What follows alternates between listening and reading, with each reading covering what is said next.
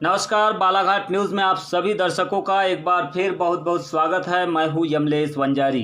अंतर्राष्ट्रीय योग दिवस पर आज जिले में स्कूल संस्थाओं से लेकर योग क्रियाओं से जुड़े तमाम संगठनों ने अपने अपने संस्थानों और घरों में ही सोशल डिस्टेंसिंग का पालन करते हुए योग किया। जिला कलेक्टर दीपक आर्य ने अपने सरकारी आवास में सपत्नीक योग किया, तो वही सर्व शिक्षा अभियान के परियोजना समन्वयक पी.के. अंगुरे ने भी घर पर योग करते हुए फोटो शेयर की है। इसके अलावा स्कूलों में भी योग दिवस का आयोजन हुआ, जहां सोशल डिस्टेंसिंग का पालन करते हुए कई बच्चों ने योगासन किया।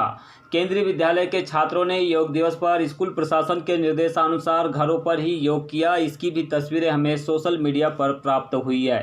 तृप्ति रामटेके ने योग से संबंधित कुछ फोटो बालाघाट न्यूज़ से शेयर की है। नेहरू युवा केंद्र बालाघाट एवं खेल मंत्रालय भारत सरकार के तत्वावधान में आयोजित अंतर्राष्ट्रीय योग दिवस के अवसर पर जिले के विभिन्न ब्लॉकों में स्वयं सेवकों के द्वारा उचित दूरी का पालन करते हुए अपने अपने घरों में परिवार के साथ योगासन किया गया।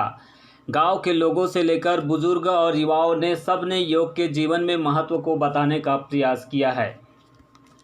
कमर पे सावधान की मुद्रा, सामने की ओर देखें, गर्दन घुमाएंगे, प्रारंभ करें। 10 बार करना है, धीरे धीरे।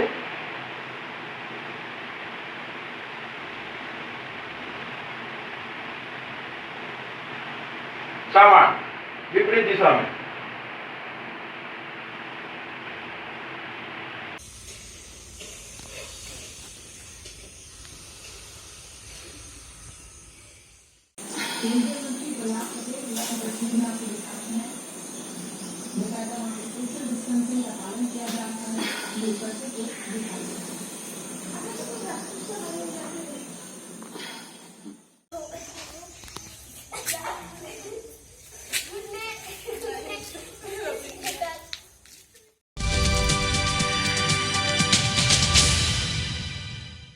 रविवार को सुबह 11:15 बजे से शुरू हुआ सूर्य ग्रहण दोपहर 1:45 बजे तक रहा। बालाघाट नगर में ग्रहण 3 घंटे से अधिक रहा।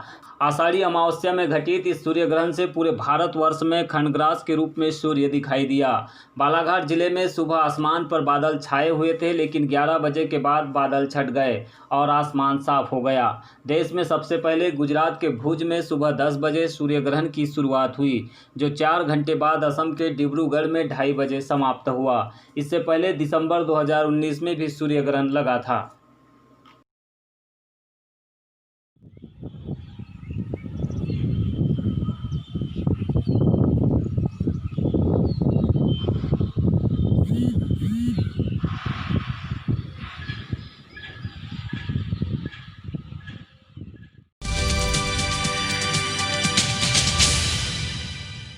अगली खबर का रुख करने से पहले चलिए देखते हैं स्पेशल रिपोर्ट। 62 की जंग का हिस्सा रहा चीनी सैनिक नहीं चाहता सीमा पर रहे तनाव।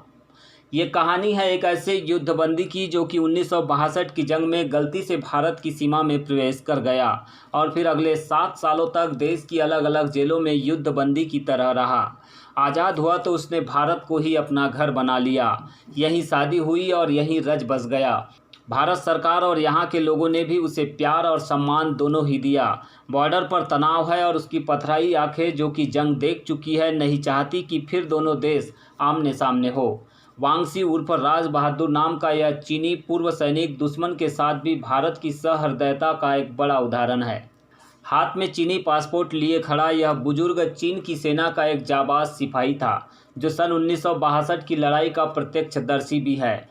बालाघाट के तिरोड़ी में राज बहादुर के नाम से पहचाने जाने वाला यह चीनी सैनिक जेल से आज़ाद होने के बाद बालाघाट के तिरोड़ी पहुंचा, तो यहाँ उसने अपना घर बसाया और शादी भी की।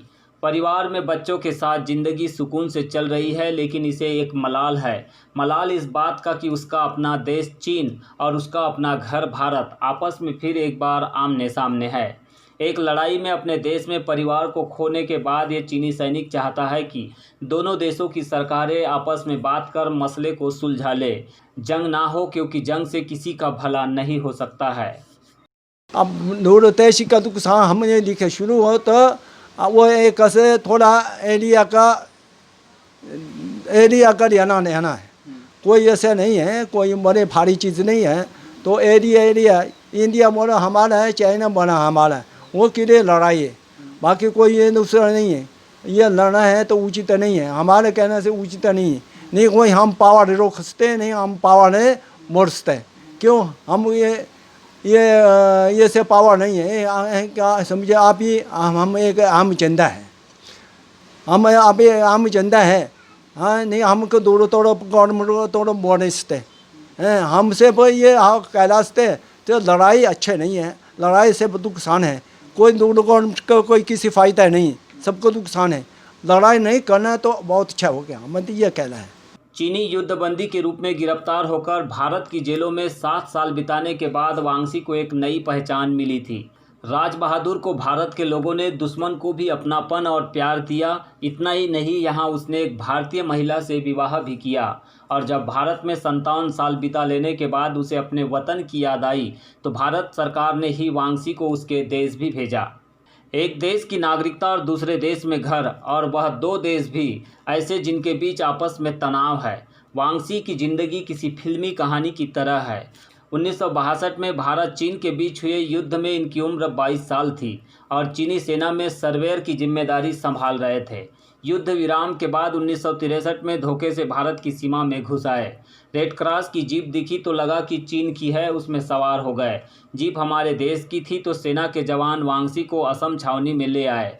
फिर यह 1963 से लेकर 1969 तक देश की अलग अलग जेलों में रहे।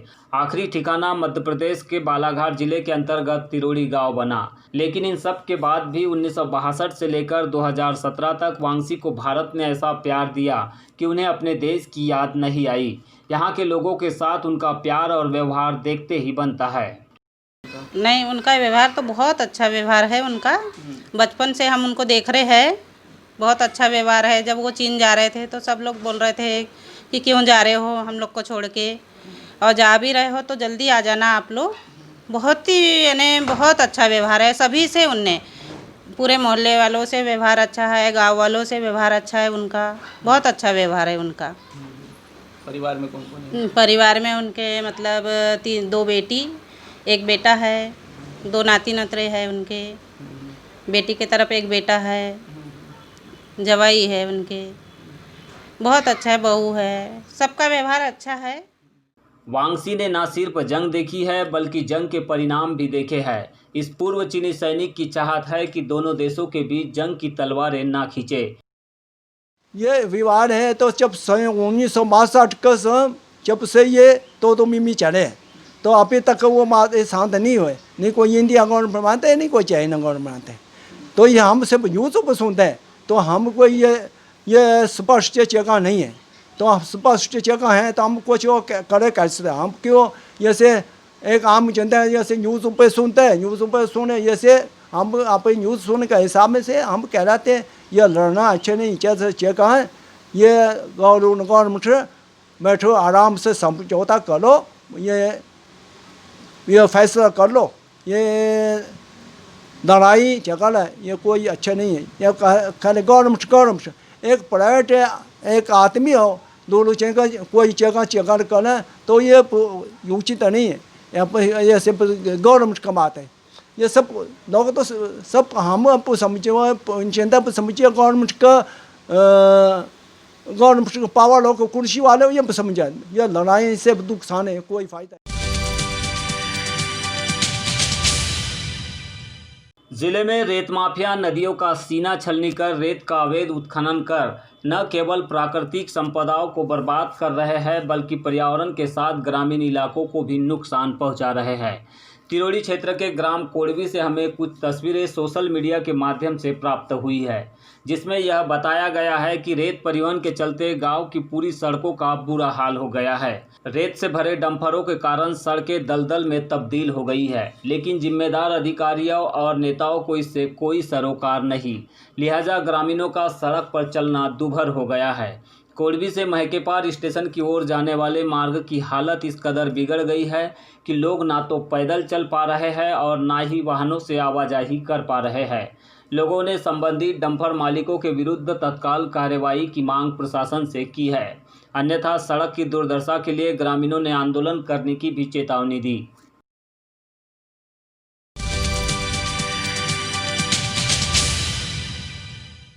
माध्यमिक शिक्षा मंडल की 12वीं बोर्ड की परीक्षाएं 16 जून को समाप्त हो चुकी है। अब 22 जून से कॉपियों का मूल्यांकन कार्य शुरू होगा। वहीं 10वीं की कॉपियों का मूल्यांकन कार्य पूरा हो चुका है।